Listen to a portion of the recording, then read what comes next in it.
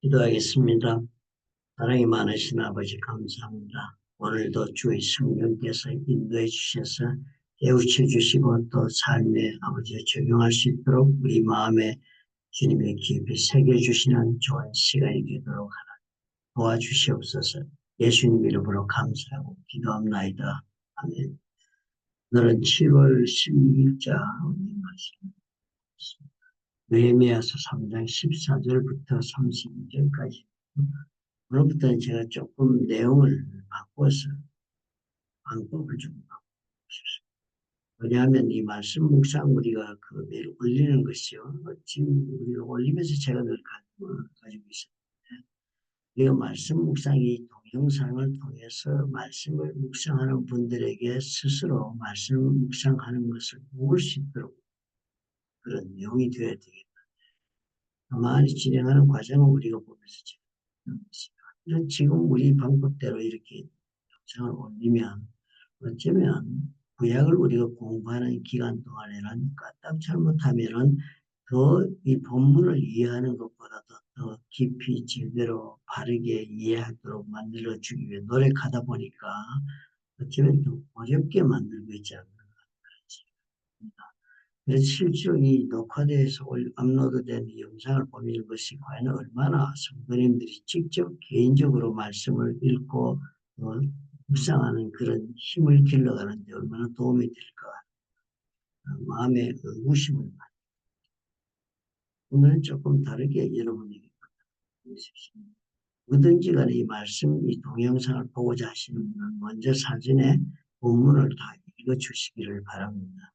이 영상이 지금 녹화된 것을 여러분 들으시기 때문에 언제나 원하시는 시간에 열어보실 수가 있습니다. 그럼 우리 영상을 열어서 보고자 할 때는 이미 여러분께서는 기도하시고 그리고 또 이 본문을 여러분께서 적어도 그거는 정독을 해 주시기를 바랍니다. 그렇지 않으면 그냥 제가 낭독하면서 본문을 이렇게 같이 읽어 나가는 것에 너무 많은 시간을 보낼 뿐더러 그렇게 한번 읽었다고 해서 말씀 묵상을 이해하는데 그렇게 충분한 그런 정독이 되지를 못하기 때문입니다. 그리고 여러분께서는 저희 영상을 보시기 전에 앞으로는 먼저 본문을 적어도 2번 이상 읽으시고 여기에 지금 무슨 내용, 무슨 이야기를 하고 있구나 그 뜻이 어떤 것이든 그 적용이 어떻게 되는 것이든 차치하고라도 먼저 본문이 지금 오늘 우리가 읽을 부분의 내용에 적힌 이야기가 무슨 이야기구나 이렇게 말씀을 들을 때 이해할 수 있도록 여러분이 사전에 적어도 2번 이상을 정독을 하신 후에 영상을 키시기를 부탁을 드립니다. 그러면 그렇게 사전에 읽으신 것을 전제로 하고 제가 본문을 묵상하는 그 순서 따라서 보는 방법과 적용하는 방법을 설명할 수 있도록 노력을 해보겠습니다. 그러면 세월이 가면서 그 노력이 반복된 분들이 과연 묵상을 할 때 얼마나 자연스럽고 그리고 또 쉽게 자신의 삶에 하나님의 말씀을 적용하는 능력을 습득할 수 있게 되겠는가 하는 것을 우리 목표로 삼겠습니다. 왜냐하면 예수님께서 그러십니다.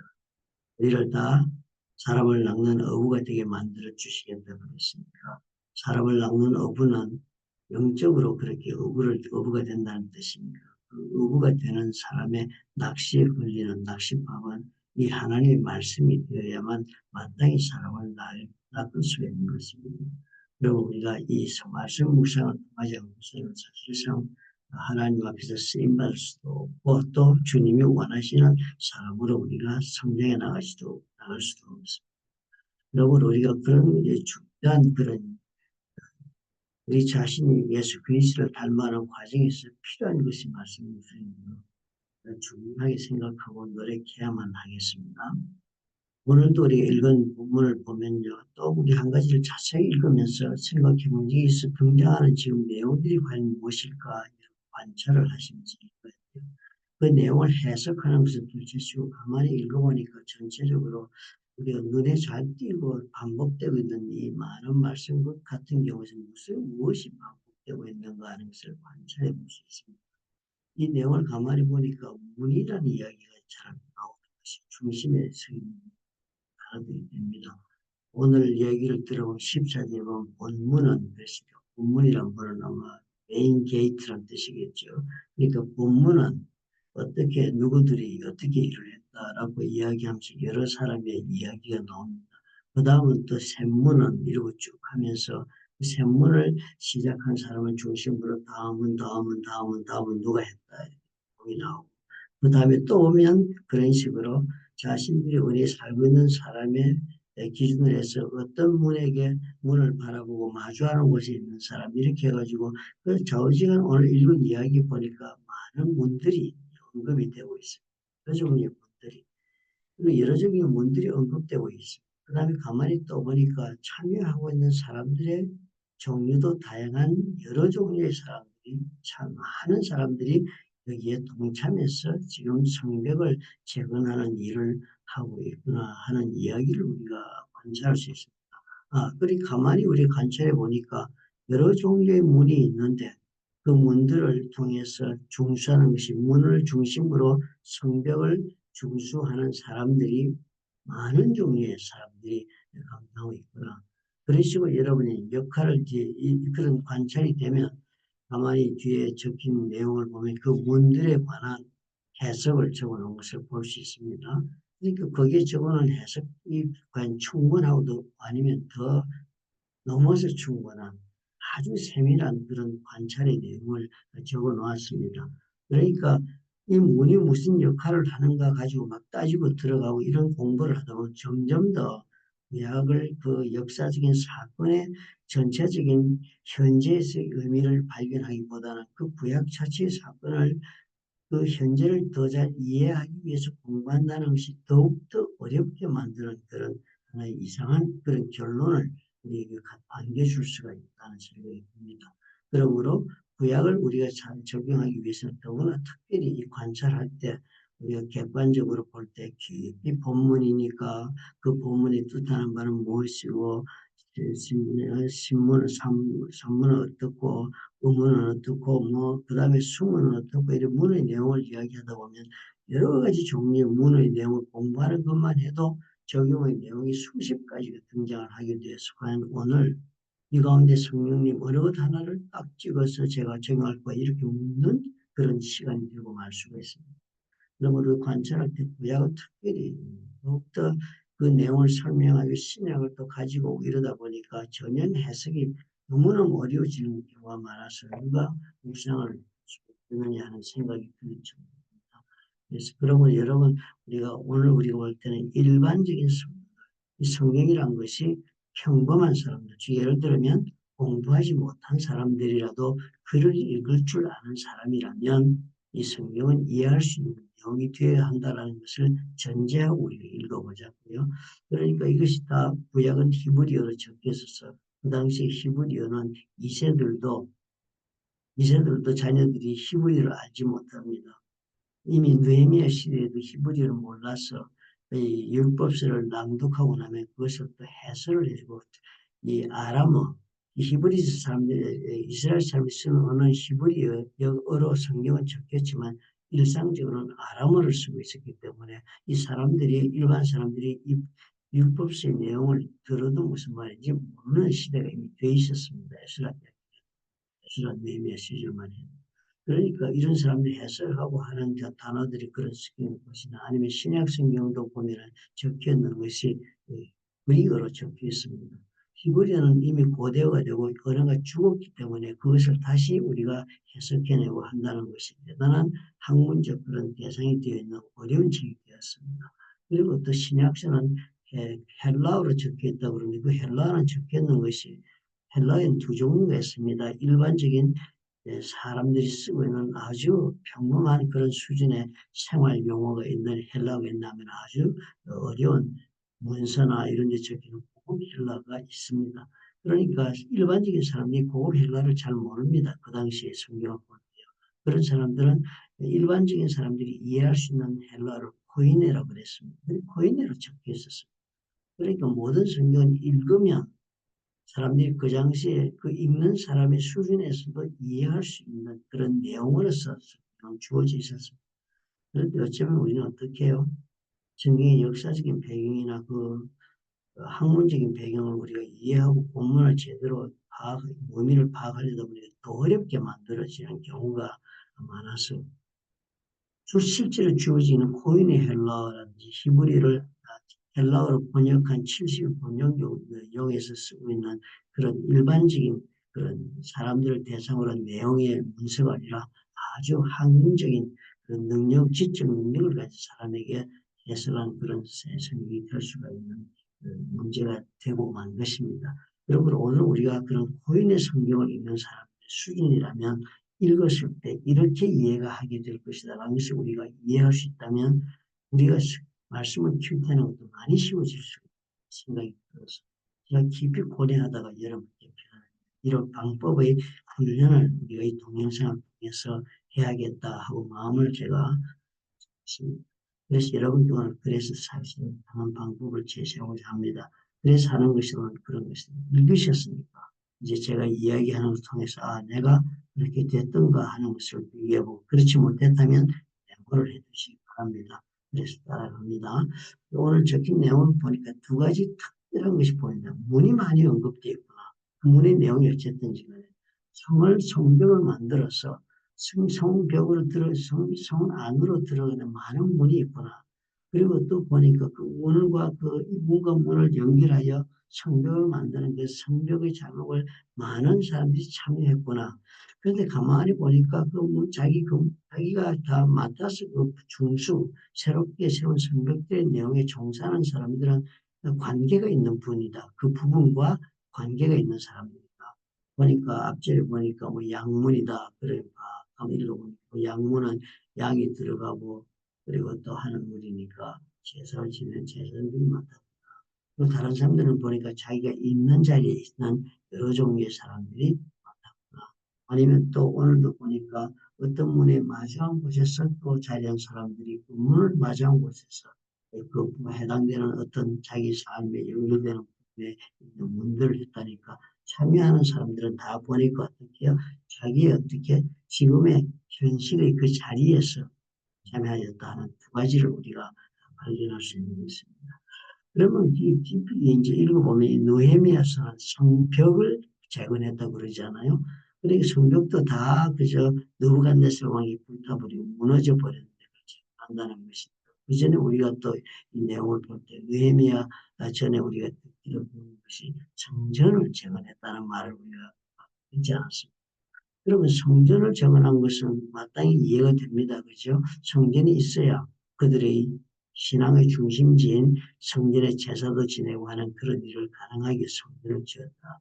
아니, 그 성전에는 본래 하나님이 임재하심을 뜻하는 곳이니까 하나님의 다시 저들 삶 가운데 임재하는 것을 회복하기 위해서 성전을 확보를 했다 하는 것을 이해할 수 있다면 그 다음 성경은 그럼 뭐 때문에 다시 국가를 다시 재건하느냐 하는 그런 질문이 생기게 됩니다. 그렇죠? 그런데 우리 가만히 보면 성벽을 다시 재건했다고 이스라엘의 나라가 재건되는 것이 결코 아니었습니다. 예수님의 때까지도 보면 이 성벽이 재건은 했지만 성벽이 재건했다고 해서 이스라엘 국가가 독립국가로 다시 쓴 것은 결코 아닙니다. 1947년 다시 이스라엘 나라가 생기기 전까지. 그런 성벽이 뭐 때문에 지었어요? 성벽이라는 것은 본래 전쟁할 때 자신들이 방어하기 위해 세우는 거잖아요. 그런데 왜 굳이 성벽을 제거하고 이런 질문이 생기는 작업을 이 사람들이 하는데요. 그 성벽에 들어가는 문은 여러 가지 종류의 문이다. 그 다음에 보니까 그것은 다 연관성이 있는 사람들이 그 성벽을 재건하는데 다 다양한 사람이 전부가 다 동참을 했었지. 그런다면 이 성벽을 왜 이렇게 했어요?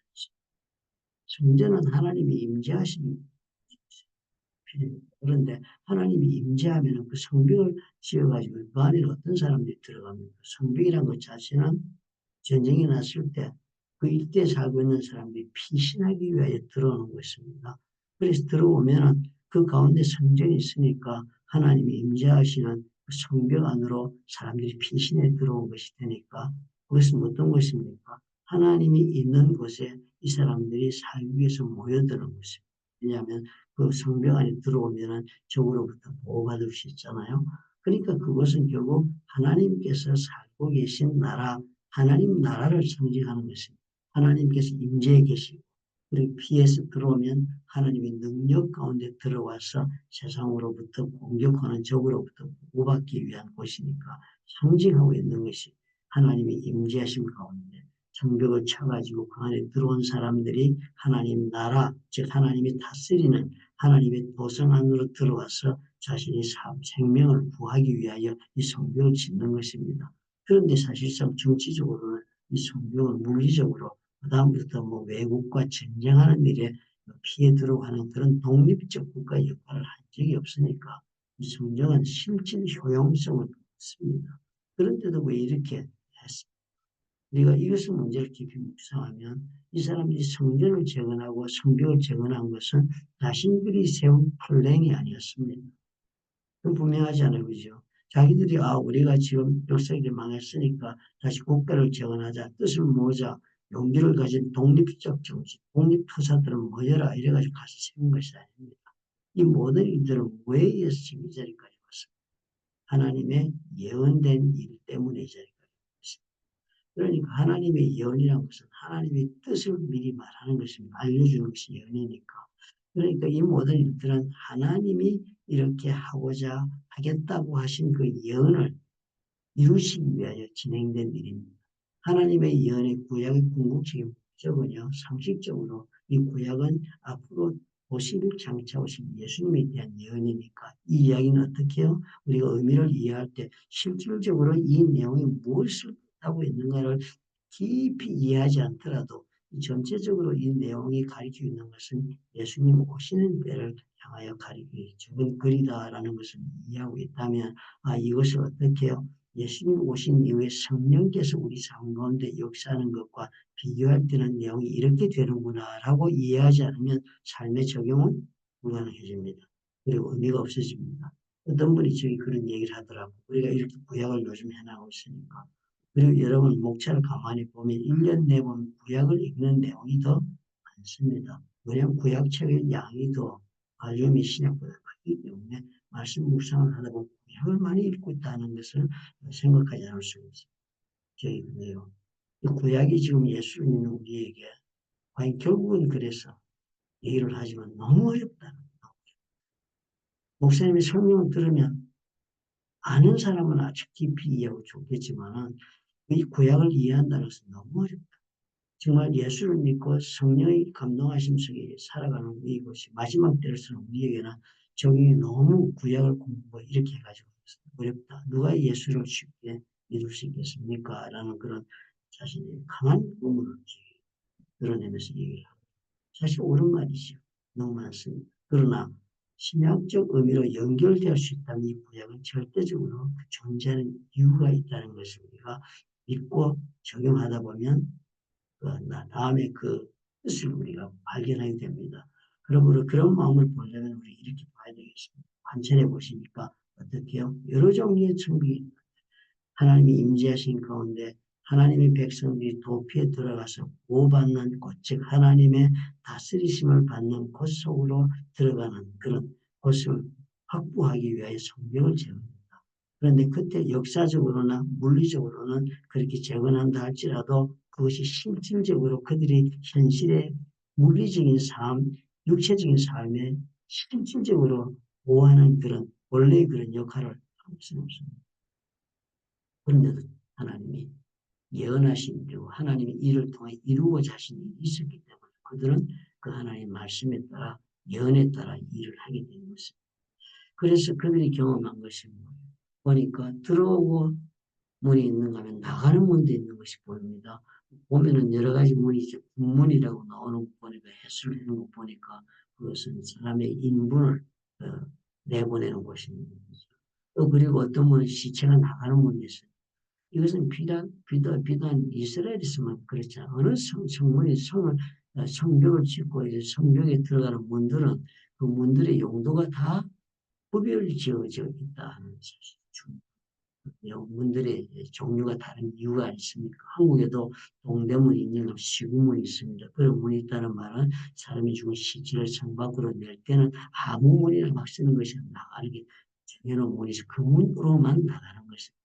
그러니까 이 안에 있는 많은 문들이 나오니까 어떤 종류의 문이 나왔든지 어떤 종류의 문들이 더 추가되고 있고 뭐 새롭게 눈에 띄든지 간에 이 문들은 다 뭐예요? 어떤 것은 들어오는 문으로 쓰고 어떤 것은 나가는 문으로 쓰고 그렇게 들어오고 나가는 문으로 이렇게 정해져 있는 문들이 많이 있는 그런 성격이다.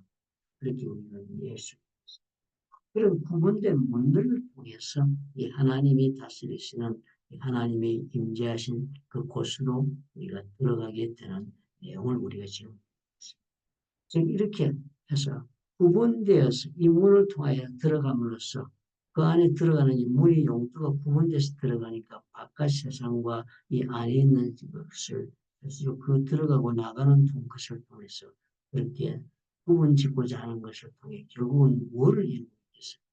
그 안에 하나님이 다스리시는 나라가 세상과는 다르게 유지될 수 있도록 하기 위해 성벽을 만든 것입니다.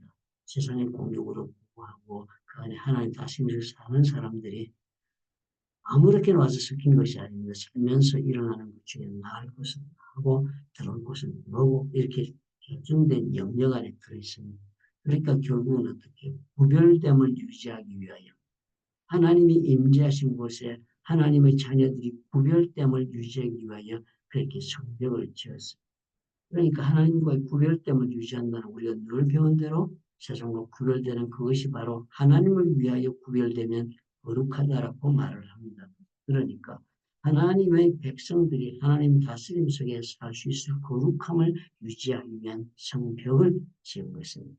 그래서 그 속에 들어오면 세상과 구별되게 하나님의 다스리심을 하나님 임재해 계시니까 받을 수 있도록 하기 위하여 이 성벽을 지은 것입니다. 그러니까 오늘 우리가 그런 일에 우리가 이 사람이 여러 종류의 사람 들어오고 나가는 문은 여럿이고 그리고 들어오는 백성은 여럿인 것입니다. 하나님이 다스리는 나라 속에는 이런 많은 분들이 들어오는데 그 하나님 나라 속에 많은 분들이 자기의 삶의 현장에서 자식의 그 삶을 통하여 들어올 수 있도록 허락하기 위하여 많은 문들을 만들었습니다. 그렇게 했으니까 들어와서 하나님의 백성으로 사는 거룩함을 유지하기 위해 성벽을 지은 것이 하나님의 그 예언을 이루는 위해서의 목적이었습니다.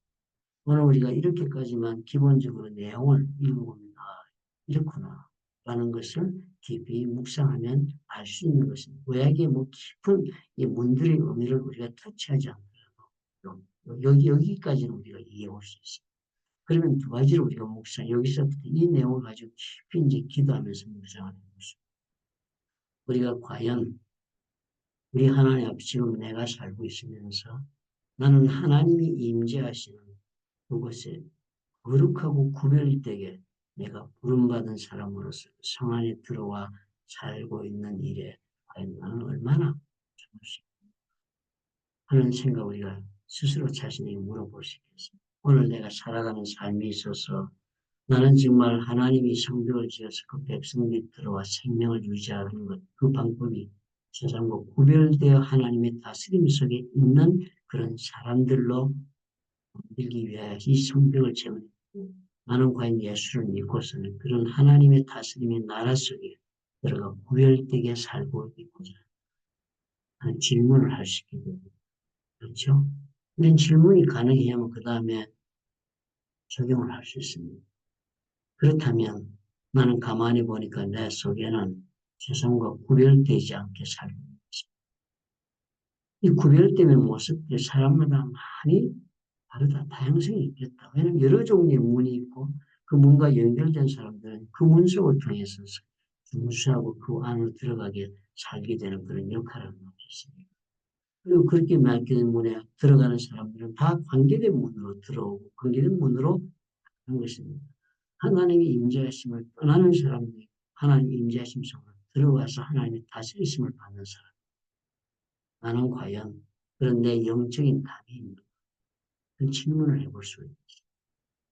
오늘 내가 살아가면서 나는 과연 세상과 어떤 면에서 영적인 답을 살고 내가 정말 내 삶에 주어진 내 삶의 이 현실, 이 속에서 내가 가지고 있는 역할 이런 것을 통하여 나는 과연 하나님의 사람으로서 세상과 구별된 담을 치고 살고 있는 영역이 있는가 질문을 해보겠습니다.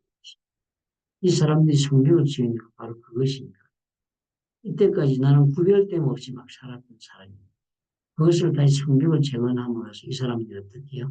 자신들이 이 성벽을 재건함으로 성전을 재건했으니까 과연 유대인들로서의 어떤 정체성, 즉 아이덴티티를 가지고 있는 거라 다시 갱신하는 그런 육적인 그런 사역이 될 것입니다. 그리고 우리도 이 질문이 우리 그렇게 일어나야 합니다. 나의 정말 영적인 삶 속에서 오늘 나는 우리 하나님 앞에서 정말 우리 하나님의 임재하신 가운데 살기 위하여서 구별된 내 성벽의 그런 내가 세원 맡고 있는 세상과 구별하고 있는 성벽이 있는가? 그리고 있다면 그것은 어느 부분인가라는 묵상을 합니다. 그래서 우리 기도할 때 되면 사람마다 다른 여러 가지 발견이 있겠죠. 성령은 조명하시는 영이라고 그랬어요. 누구든지 예수를 구주로 영접하면 우리 속에서 예수님께 들어와서 함께 먹고 너도 나와 함께 먹으리라 요한계시록에서 약속하신 것을 우리는 받아합니다.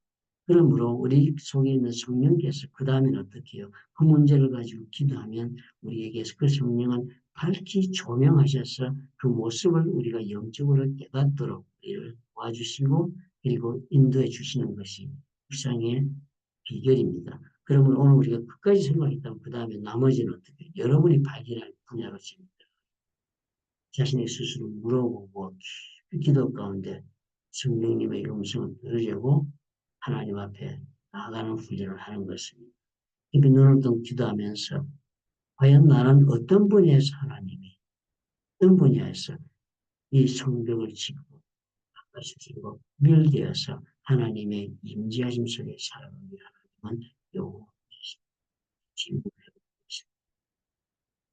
내가 리커스터를 이 리커스터를 가지고 먹고 살려고 미국에 시작을 했는데 예수를 믿었어요. 그런 분이시라면 질문이 있을 수 있겠습니다. 내가 주어진 이 리커스터 하나님 이 더러운 세상에 대해서 가장 장사 중에 더럽다고 말할 수 있는 것들을 다 취급하는 그런 장사지만 그런 더럽다는 것을 다 취급하는 장사 속에서도 내가 내 영혼 속에서 이 삶 속에서 내가 어떤 면에서 이 세상 사람들과 구분되는 영역을 내가 하나님 앞에서 벽을 쳐서 나를 보호하고 세울 수 있는 영혼의 구별된 그런 구별심을 지을 수 있는 그런 영역을 나는 가지게 됩니다. 보통 사람들 어떻게 해요? 주일날 가지도 못합니다. 그러나 그 보통 사람들처럼 장사를 그만둘 수도 없습니다. 살아야 합니다. 그런데 그렇다고 해서 보통 사람들처럼 당연히 예수 믿기 전부터 장사하는 방법대로 장사할 수는 없습니다. 구별되고 거룩한 하나님의 임재임 속에 들어갈 수가 없습니다. 중사하지 않으면 안 된다. 어디를 그러면 어떻게 해요? 어떤 분이 직접 간증을 하는 것이지. 나는 은혜를 받았어. 하나님께 첫째는 자기가 예수를 믿고 나니까 이 장사를 하는 것은 사람을 망하게 만드는 이유가 될 수도 있다. 그래서 최소한도 그렇다면 내가 무엇을 할까? 하나님 앞에 노력해서 이 가운데 정말 노력해서 사는 사람이 이 가운데 많은 물건 중에 무엇을 내가 팔아도 되고 말까를 한번 생각해 보자. 그래서 그 사람은 리퀘스트를 하지만 코로나 잡지는 없어요. 코로나 잡지를 없애는 것은 전체 리퀘스트를 운영하는 데는 크게 문제될 것이 없다. 수입은 좀 줄겠지만 그래서 내가 하나님 앞에 이 리퀘스트를 언젠가는 벗어나서도 생계를 우리가 수단을 얻을 수 있는 데까지는 내가 기도하면서 하나님의 해결을 기다리지만 그동안에는 내가 먼저 이곳에는 구별되는 분야를 만들어야 되겠다 해서 문화 잡지를 되는 것을 장세에서 제일 먼저 실천합니다. 그렇게 해서 하나님 앞에 이 리퀘스트를 벗어날 수 그리고서 결국은 세월이 지나면서 이것을 다른 사람에게 넘기고 다른 직종, 즉 주님을 제대로 섬길 수 있는 직종을 선택해 나간 간증이 되어지고 있습니다. 대단히 지혜로운 하나님의 인도하심을 받은 적용이 아니겠습니까? 말씀 가운데 깨닫고서 그렇게 해서 이 사람은 나중에 어떻게 해요? 리코스트를 정리함으로써 그 다음 직종을 찾을 때는 얼마 많이 벌고 얼마나 풍성하게 사는 것가 목적에 그 직업을 선택한 게 아니라 어떻게 하면 신앙생활을 잘할까 하는 점에서 적용한 것입니다. 예를 들면 우리 성도들 가운데도 그런 분들이 있지 않겠습니까? 지금 많은 분들이 새롭게 삶을 시작하는 분들이 있습니다. 하고 아이를 낳고 그럼 제일 먼저 어떤 생각이 듭니까? 아이들 잘 키우기 위하여서 직장에서 많이 오르는 좋은 직장으로 호흡 막 넘어가면서 직장을 옮기는 그런 유혹이 생겨요. 그리고 막 직장을 옮기면서 더블 막 일하고 이렇게 해가지고 어떻게든 하이 페이드 포지션에 올라가고 그래서 많은 돈을 벌 거죠. 그렇게 하고서 돈 벌어서 뭐 하겠다고 생각하면 좋은 차 사, 아이들 키우고 안겨주는 차, 좋은 차를 사고 그 다음에는 또 어떻게 해요? 집을 사요. 이런 목표가 전부 여기다 꽂혀가 있다. 그러다 보니까 어떻게 해요? 하나님의 임재하심 속에 자신의 신앙적인 삶, 영적인 삶을 영위하는 것은 세컨드 프라이어티로 밀려나고 맙니다. 삶의 모든 이 필요를 채우는 것이 자신의 제1차적인 목표거든요. 그러면 어떻게 돼요? 예수님께서 우리에게 요구하는 상관은 정반대를 씁니다. 먼저 그의 나라와 그의 일을 구하라. 그러면 그 나머지는 해가 다 채워주겠다라고 말씀하신 말씀에 정면으로 반대되는 그런 삶의 길을 씁니다. 제가 휴스턴에 가서 사는 사람 엄청나게 도전을 받은 것은 그 사람들이 어떻게 해요? 내가 신앙생활하고 하나님의 그 정말 영적인 그런 축복 속에 사는 삶을 위해서 나는 어떤 직업을 가져야겠으며 어느 곳으로 가야 되겠으며 누구와 함께 살아야 되겠는가를 생각해요. 우리는 어떻게 하면 더 많은 안정적인 삶을 살아서 예수를 잘 믿을까 싶어 그렇게 생각을 해서 먼저 우리는 벌고 세우고 얻는 것에 관점을 두고 선택을 하겠습니다. 그런데 그렇지 않더라고요. 많은 사람들이 예수를 발견하고 예수를 믿게 되고 나서 관점이 바뀌면서 하나님의 나라와 그 의를 구하는 사람이 되고 있죠. 성전을 재건하고 성벽을 재건한 사람들로 바뀐 거예요. 그래가지고는 휴스턴에서 일을 하다가 그 다음에 더 좋은 직장 오퍼가 나오면 당연히 가는 것이 좋습니다. 더 큰 직장에서 더 높은 자리에 보상을 해주는데 그 보상의 정도가 엄청나게 큰 것이 유혹으로 자기에 다가옵니다. 그러면 어떻게 해요? 많은 분들이 떠나기도 하겠습니다. 휴스턴에서. 그런데 휴스턴 이 교회 다니는 사람들, 그리고 휴스턴 교회 성도가 되어서 가정교회를 하고 있는 사람들 생각합니다. 내가 이곳을 떠나면 과연 다른 곳에 갔을 때 얼마나 나는 신앙생활을 제대로 할 수 있을까가 판단의 기준입니다. 내가 이곳에 살다가 다른 지역에 많은 돈을 벌어 성공할 수 있는 것 같지. 그랬을 때 나는 과연 영적인 생활을 얼마나 제대로 살 수 있을까. 내가 발견한 예수님을 제대로 정말 발견하여서 영적으로 성장하고 살아 이 기쁨을 하면 그대로 유지할 수 있을까? 이 문제에서 모두 다 어떻게 부정적인 답이 여기서 신앙을 얻고 여기서 살지 않고는 내가 이 지금처럼 이렇게 영적인 기쁨 속에 하나님과 동행하는 삶을 살 자신이 그래서 이 교회를 떠나시 없어서 직장 그 자리에 남아서 그냥 저기 받는 직장이라도 하고 있었어요. 집을 살 때는 그렇답니다. 집을 사서 지금 살고 있는 곳에서 예수를 믿고 이 교회를 나오는데 집을 사게 되면은 얼마나 땅값이 투자 효과가 있고 그리고 학구이 좋고 이런 것을 따지기 아무리 그런 곳을 가더라도 내가 그런 곳에 이사를 갈 때 교회와 얼마나 멀어질까. 내가 교회에서 무슨 예배를 드리고 모임이 있을 때 갈 수 있는 거리를 얼마나 냈더라 이런 생각을 합니다.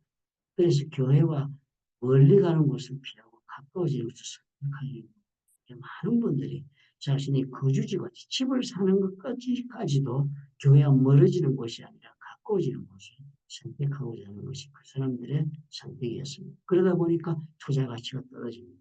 그러다 보니까 많은 선택에 그런 좋은 집들이 눈앞에 나오질 않습니다. 그러나 그럼에도 불구하고 차라리 적은 집을 사고 못한 집을 사더라도 가까운 곳을 선택이죠.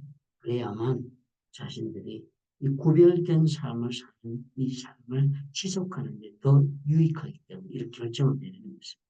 이 사람들이 상대와 제어하고 이러는 것을. 그러니까 모든 것이 이런 관점, 우리 실생활에 적용이 되는 것입니다. 이 말씀대로 실생활에 이것이 영적으로 적용이 되었을 때에만이 하나님이 그 말씀에 대한 약속을 그 사람들 삶에 이루지 않아요. 그분들이 제 이어지는 간증이 뭡니까? 자신들 그렇게 사니까 하나님 주시는 축복이 엄청나다. 더 돈을 못 벌고 더 정말 더 좋은 집이 아닌 교회 가까운 곳에 오다 보니 교회가 또 건축하면서 너무 먼 데로 건축을. 그래서 그곳에는 많이서 살지 않아서 일반적으로 30분 정도는 드라이브 가는 것은 보통으로 되는 성도들이 되어버렸습니다. 강제적으로 그렇게 된 것이죠. 이 사람들이 그런 일을 가지고 많이들 일을 한답니다. 불평비슷하게 얘기도 하고 왜 교회 이렇게 뭔가 교회가 좀 우리 사는 곳이라고 왔어야 되는데 왜 먼 데로 갔죠. 그렇지만 누구 하나 어떻게 해요? 그것은 자기들이 선택이 간 것은 아니니까 교회를 지어야만 하니까 짓다 보니까 멀어졌어요. 더 먼 곳으로 이사 가는 대신에 지금 자기 위치하고 가능한 한 유지하면서 교회를 향하여 이렇게 가는 그 거리를 감시하면서 삽니다. 멀리 떨어지는 것을 선택하기보다는 그 자리에서조차도 가까운 곳이 있다면 이사를 간다면 가까운 곳으로 하는 것입니다. 우리가 삶 가운데 여러분 우리가 예수를 믿으면서 이 문제를 우리가 깊이 생각해야 합니다. 내가 가지는 직장이나 내가 지금 선택하는 것을 통해 나는 이 성벽 안으로 더 가까이 성전에 가까이 들어가는가 영적으로 볼 때 더 멀리 가게 하는 일이 되는 것을 가지고 이 삶에 오늘 깊이 묵상하면서 주님의 보십시오. 나는 내 삶의 주어진 분야에서 지금 집을 사야 되겠다 생각한다면 내가 이 교회를 다니는 길에 지금 30분 걸 사는 거리 있다면 1시간씩 걸리는 거리를 생각하는 것이 이면 투자 가치는 떨어지고 비록 최고의 그런 선망의 대상이 아니라 할지라도 가까운 곳을 씁니다. 교회 가까운 곳을 선택하다 보니까 집값이 좀 더 비싸지고 그래서 집은 좀 더 작은 사이즈로 살 수밖에 없다면 먼 곳으로 가서 큰 집을 짓고 투자 가치가 있는 곳을 가는 것이 옳은 것인가 이곳이 있는 것인가 질문을 해보는 그런 내 삶의 거룩함을 유지하기 위하여 나는 성비의 어떤 부분을 내가 새로운 재성과 구별지어야 되는가 하는 질문이 있어야 되겠습니다. 어떻게 하면 하나님이 가까이 가서 하나님 임재하신 속에 사는 일에 도움이 될까 하는 질문을 해보시기 바랍니다. 어떻게 하면 내가 주의를 또 잘 삼을 수 있을까? 예배를 통해 주시는 은혜가 엄청나지. 예배를 제대로 드리지 않고 어떻게 영혼의 그 힘을 하나님께 얻어가면서 살수 있을까? 그 예배를 잘 드리기 위해서는 어떤 곳에 우리가 살아야 하는 중요한 질문이 될 수 있습니다. 1시간 곳에 오는 것보다는 30분 거리에서 와야 할 것이 주일날 하루도 겨우 오기 어려운 거리를 시작하는 것보다는 가까운 곳으로 이사하는 것이 하나님이 우리에게 향하신 것이다. 하나님은 그렇게 해서 이 일을 이루는 것입니다. 그런 선택을 하는 것이 하나님의 나라와 의를 위하여 모든 것을 결정하는 것이 나머지는 다 뭐예요? 하나님의 나라와 의를 위해 도구로서 우리한테 주신다는 직장이고 삶이고 가정이고 모든 것이다. 그것을 향해 들어가기 위해 주신 것이에요. 그렇다면 우리가 오늘의 삶에서 제일 우선적인 것을 놓고 결정하고 2차가 되어야 되고 3차가 될 것입니다. 내 삶의 직업이나 내 삶의 그때 인간과 모든 것을 다 점점에 성전에 있는 하나님이 임재하심이 있는 그 가운데서 하나님의 백성으로 살기 위해 유익함을 주는 것인가 아니면 더 불리한 쪽으로 가게 만드는가 생각하고 결정하는 저와 여러분이 되었으면 참 이 말씀을 오늘 제대로 묵상하고 하나님의 기대가 있는 그런 선택을 하는 우리가 될 수 있습니다. 이런 좋은 질문을 하시면서 마음에 하나님을 믿고 사는, 제대로 살기 위한 것이 첫 번째 목적이에요. 그리고 그 나머지 모든 것은 두 번째, 우리가 하나님이 주시는 그 목적을 첫 번째를 이루면 두 번째 모든 것들은 도구가 되어 따릅니다. 하는 우리도 할 수 있는 정도로 변화되는 걸음이 되어 있습니다. 알아주옵소서. 좋으신 아버지 하나님, 깊이 생각하게 도와주옵소서. 우리는 얼마나 많은 것들을 가지고 성벽을 우리가 참으로 넘어갈 수 없고 들어갈 수 없도록 우리 스스로 가는 길을 막고 있는 성벽을 하고 싶은 것입니다. 우리가 가지고 있는 집을 돌아보게 하옵소서. 우리가 타고 다니는 자동차를 놓고 생각해 보게 하옵소서. 또 그래서 이런 것들을 유지하고 살기 위해 일해야 하고 또 그리고 투쟁하며 낭비해야 되는 아버지 많은 소모되는 우리의 삶의 에너지와 시간과 아버지 모든 관계를 아버지 생각해 주옵소서. 나는 내가 가지고자 하는 이 모든 것들을 다 혹은 또 가지고 있는 모든 것을 통하여 하나님께 더욱더 쉽게 나갈 수 있게 되고 있는가? 아니면 더욱더 어려워지고 있는가? 어느 쪽을 선택하고 있는가? 질문해보고 그리고 용기를 내어 과감하게 최우선적인 것이 무엇을 먼저 하는 것을 우리가 하나님께 알았으니까 하나님의 나라와 그 일을 구하는 일을 하는 일에 관한 나는 얼마나 이제는 쪽을 선택하고 순대로 실천할 수 있도록 도와주시옵소서. 교회를 가까이 이사 오려고 했더니 목적이요. 전혀 구할 수 없는 집을 얻은 성도들이라 있지 않습니까? 왜 그랬을까요? 이 하나님이 깊으신 것이 생각해 보시면서 좋은 하루 만드신 걸 예수님 이름으로 축복합니다.